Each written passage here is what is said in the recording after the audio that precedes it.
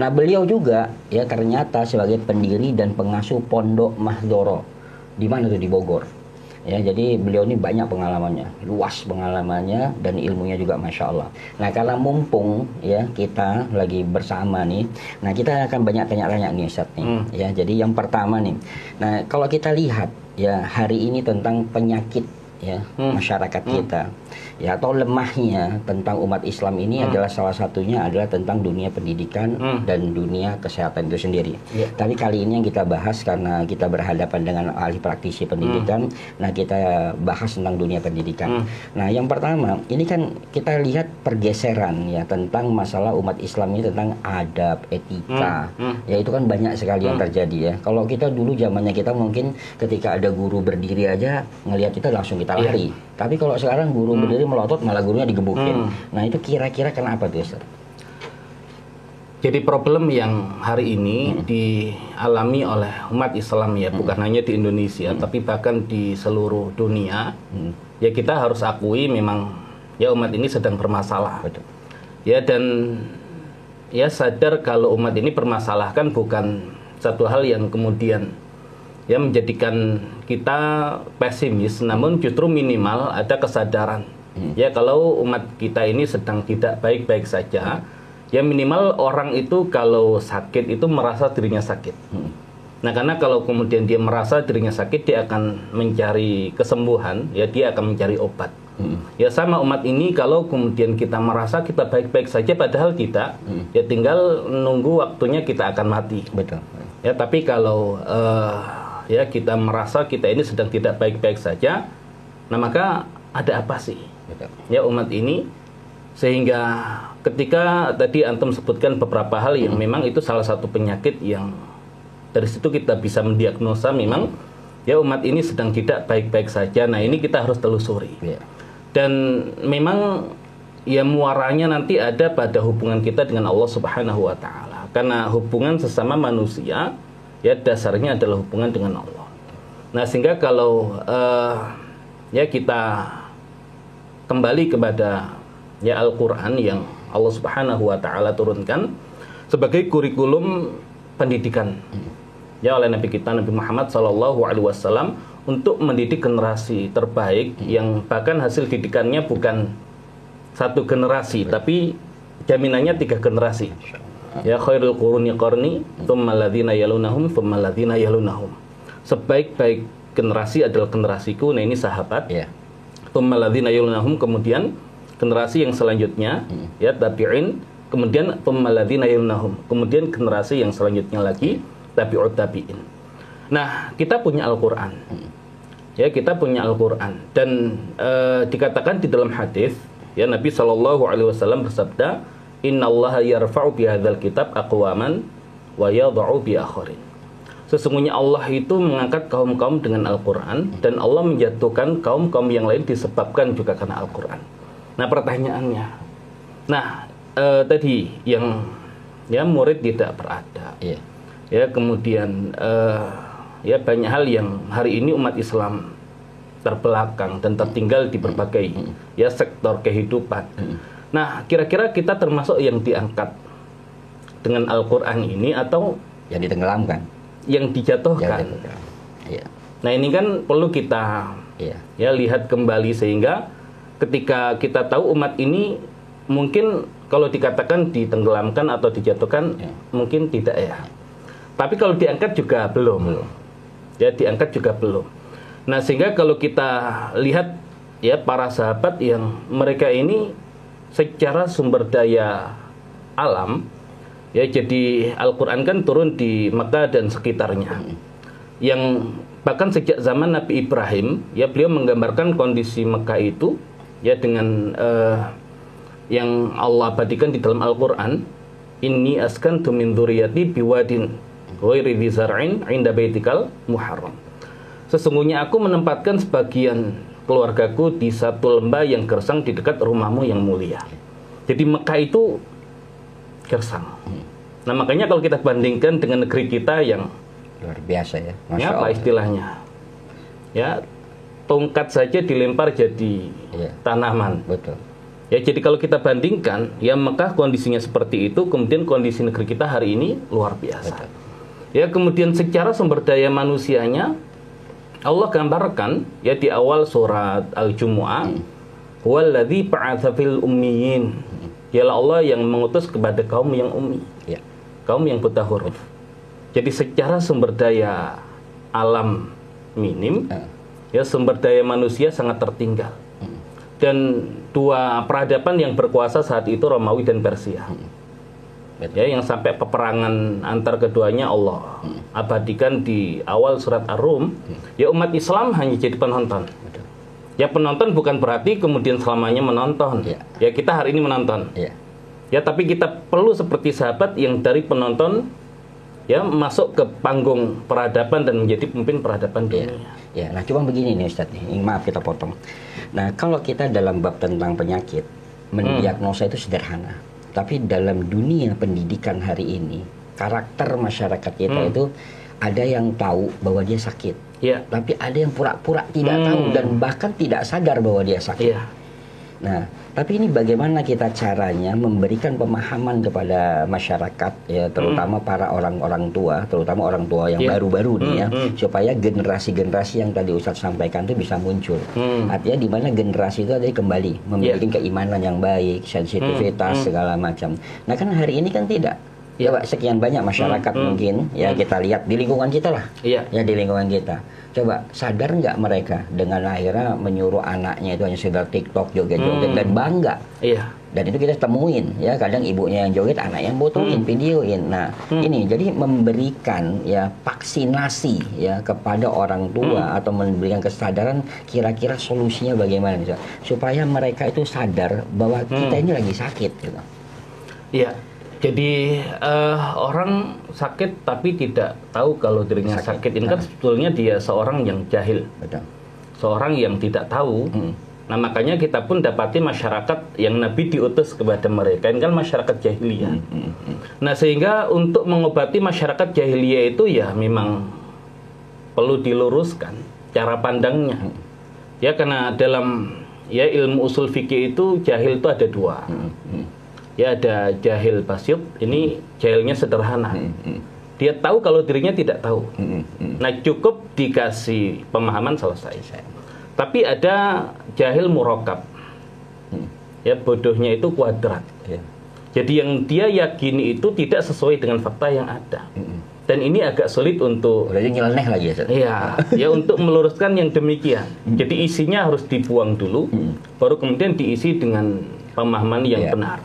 Nah, sehingga mungkin kalau kita kembalikan kondisi kita hari ini dengan kondisi di zaman Nabi ya hampir mirip, bukan berarti menyamakan masyarakat kita dengan orang-orang musyrik saat itu, bukan. Ya, tapi dari sisi ya kejahilan yang kemudian perlu diobati, ya cara pandang yang tidak benar. Ya, dan jahil di sini bukan berarti mereka orang-orang yang bodoh. Kita tahu orang-orang Arab yang Nabi diutus kepada mereka secara kualitas sastra bahasa kan luar biasa. Betul. Dan hari ini orang yang katanya pintar belum tentu bisa menandingi mereka secara sastra. Jadi mereka ini bukan orang bodoh dalam artian bodoh itu ya dalam tanda kutip goblok ya yang sulit untuk diajari, tapi ya cara pandang yang salah. Nah, makanya hari ini ya kira-kira kalau kita menyebutkan apa sih definisi sukses itu? Ya. Kan tadi apakah jadi TikToker, ya, apakah jadi YouTuber atau kemudian ya profesi-profesi yang lain yang dengannya itu kan mendatangkan banyak penghasilan. Nah, makanya cara pandang ini yang perlu kita luruskan. Jadi kalau orang tua memandang sukses itu ya hartanya banyak. Betul. Benar nggak yang demikian itu satu kesuksesan? Jadi kalau yang demikian itu adalah satu kesuksesan, ya Nabi nggak perlu diutus. Ya, orang-orang Arab itu kaya-kaya mereka, ya sukses dari segi finansial. Ya, tapi apa sih sukses yang benar-benar Allah inginkan? Nah, ternyata Allah menjelaskan. Ya, di Al-Quran itu tentang definisi kesuksesan. Jadi ada sukses di dunia, ada sukses di akhirat. Nah, sukses di dunia itu adalah firman Allah Subhanahu wa taala, "Wa may yuti'illaha wa rasulahu faqad faza fawzan 'azima." Ya, barang siapa yang taat kepada Allah dan Rasulnya, maka sungguh dia telah sukses dengan kesuksesan yang besar. Betul. Ya, jadi kalau kemudian generasi hari ini pengen sukses, yaitu ukuran sukses itu kalau dia taat kepada Allah dan Rasulnya, mau jadi apapun profesinya. Ya, dan sebenarnya Ustaz, ini banyak nih. Saya mengalami, saya pribadi juga mengalami, dan kita juga melihat kondisi masyarakat. Nah, terutama juga teman-teman kita yang mereka jadi pengusaha sukses, tapi akhirnya ya apa yang dia alami? Kecapean, lelah. Ya dia bilang apa ya? Capek banget, Ustaz. Kita nggak bisa bersama dengan anak, kita tidak bisa merasakan ini. Udah gitu juga anak juga pasti mencontoh kita. Ya sama kan, ketika kita misalnya kalian jangan megang handphone, tapi orang tua ketika di meja makan megang handphone, pasti dia akan melihat ayah atau abi, umi pakai. Nah makanya kan di sini berarti butuh figur ya. Nah makanya ini menarik nih buat para orang tua ya yang dimanapun berada, bahwa ketika kita standarnya sukses hanya sukses di dunia, itu yang dapat hanya capek dan lelah. Ya kan Ustaz ya, pasti banyak kita akan merugi. Nah karena apa? Banyak sekali yang kita hadapi ketika orang tuanya meninggal, anaknya boro-boro bisa nyolatin atau doain. Ya kan, akhirnya dia menganggap ya sudahlah, kita kasih ustadz aja untuk mendoakan segala macam. Nah yang sedihnya lagi ketika kita tua nih, kalau kita nggak punya anak yang soleh atau yang soleha, pasti kita ujung-ujung dititip nih di panti jompo nih. Karena bagi mereka standarnya adalah udah urusin orang tua saya, kasih uang. Nah karena apa? Yang kita lakukan juga dulu seperti itu. Ya anak-anak kita yang penting kita kasih uang, ya cari sekolah yang bagus, seolah pendidikan itu selesai. Nah ternyata kan dari kisah yang kita sampaikan tadi, PR-nya itu bukan hanya selesai di sekolah, tapi juga harus keluarganya. Betul. Ya kan? Nah ini yang harus kita pelajari. Nah terus begini Ustaz, ini menarik nih ya, semakin menarik semakin memanas nih ya kan. Nah terus kita melihat ini, ya kalau kita tadi sudah bicara bahwa pendidikan itu mau tidak mau harus berdasarkan dengan keimanan. Nah, tapi kan di sini kan banyak juga pesantren-pesantren, yang pesantren Al-Quran banyak nih.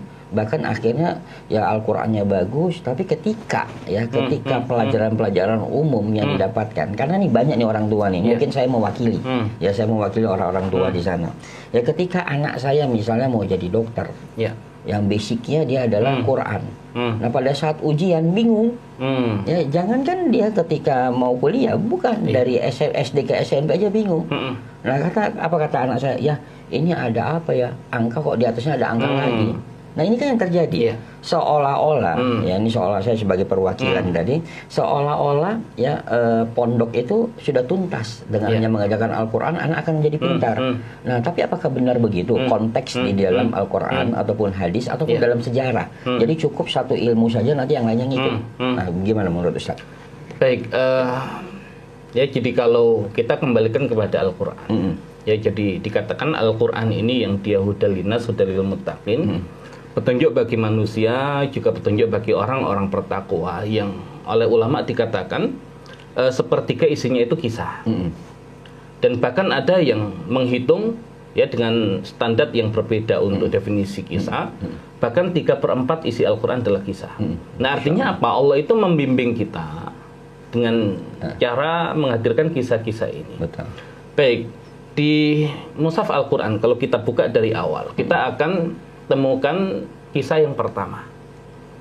Nah, kisah yang pertama ini adalah kisah ayah kita semua. Ya, Nabi Adam alaihissalam, yang Allah Subhanahu wa taala kisahkan di surat Al-Baqarah ayat yang ke-30 dan ayat-ayat yang selanjutnya. Ya Allah Subhanahu wa taala berfirman, wa idz qala rabbuka lil malaikati inni ja'ilun fil ardi khalifah, dan ingatlah Muhammad ketika Rabbmu berkata kepada para malaikat, sesungguhnya aku menjadikan khalifah di muka bumi. Dan khalifah ini manusia. Ya, dan manusia yang pertama adalah Nabi Adam alaihissalam. Nah, di situ kalau kita ya lihat kisahnya, ya ada Nabi Adam, ya kemudian nanti ada malaikat, kemudian ada iblis.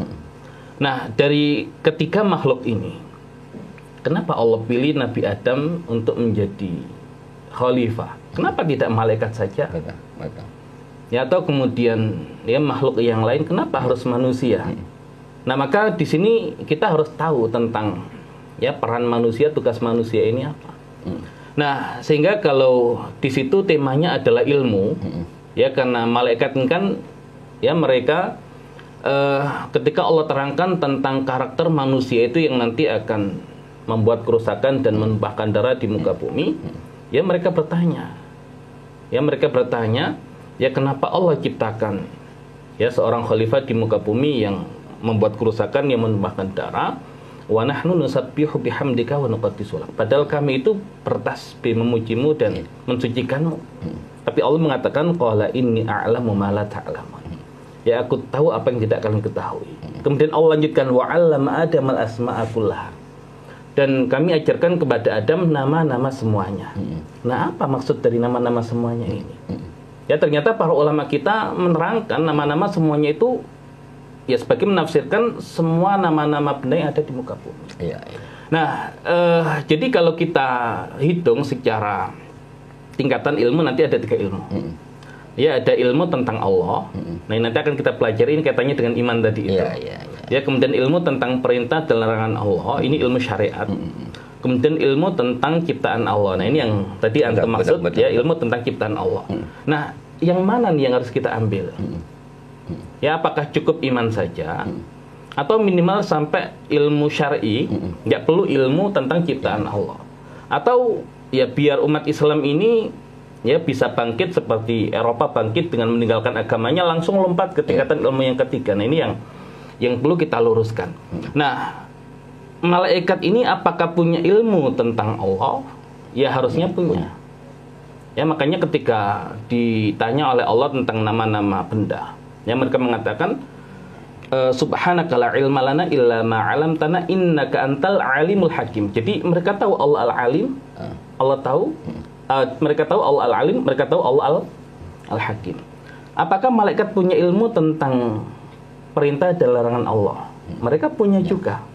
Ya, maka di surat At-Tahrim dikatakan la ya'sunallaha ma amarahum wa yaf'aluna ma yu'marun. Mereka tidak bermaksiat kepada Allah dan melaksanakan apa yang diperintahkan kepada mereka. Berarti mereka paham tentang perintah dan larangan Allah.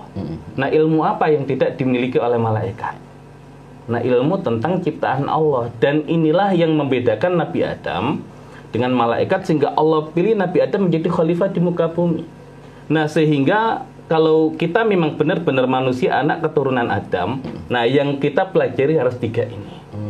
Ya, dan harus berurut. Ilmu tentang Allah, kemudian ilmu tentang perintah Allah, dan ilmu tentang ciptaan Allah. Nah, ini ilmu umum. Iya, Masya. Jadi kalau kemudian tidak ketiga lapis ilmu ini, ya ini sebab umat Islam tertinggal hari ini. Ya, nah ini karena semakin asik nih Ustaz. Ini karena tapi kayaknya nih ya kita nanti cut dulu, kita break dulu. Jadi kalau nggak begitu nanti orang akan jenuh melihatnya, ya kan. Tapi yang pasti ya kita tadi di akhir di Ustaz Ali sampaikan bahwa ternyata kita tidak pernah menyalahkan tentang kurikulum yang sudah dibuat di pondok-pondok segala macam. Nah tapi memang satu orang tua itu tidak semuanya pengen menjadikan anaknya itu hanya ahli syariah, ya kan? Tapi juga ya dia juga pengen tadi memahami tentang ilmu ciptaan Allah, ya artinya ilmu-ilmu umum.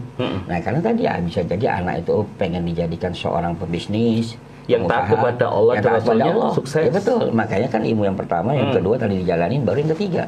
Jadi nggak bisa lompat, karena kalau lompat yang muncul adalah ahli ilmu yang sombong, karena dia lupa seolah-olah semuanya bisa dia dapat karena ilmu yang ketiga. Nah jadi itu, jadi tetap kita tidak salahkan ya, tapi memang harus kita juga jeli. Nah ini untuk para orang tua ya, jadi kalau penasaran nanti di yang terakhir ini menarik lagi, apa tuh, kita akan mencarikan solusi bahwa ternyata ada pondok yang sederhana tapi menggabung semua keilmuan itu, luar biasa. Maka ikutin kita terus dan insya Allah kita bantu mencarikan solusi. Jadi anak soleh atau soleha, orang tua juga menjadi orang tua yang soleh dan soleha.